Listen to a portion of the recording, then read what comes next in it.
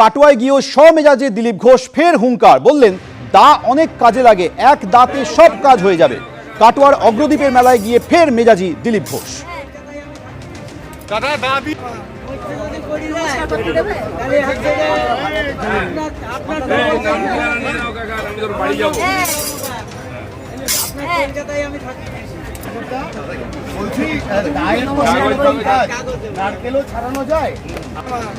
কাটোয়ায় অগ্রদ্বীপের মেলায় গিয়ে ফের মেজাজি দিলীপ ঘোষ, বললেন দা অনেক কাজে লাগে, এক দাঁতে সব কাজ হয়ে যাবে।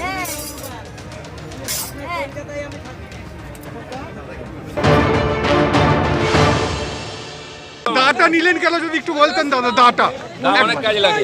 কি একবার বলুন দাদা, একবার কি কাজে লাগবে? দা রামনবমী আছে সামনে, সব কাজ হয়ে যাবে এক দাঁতে।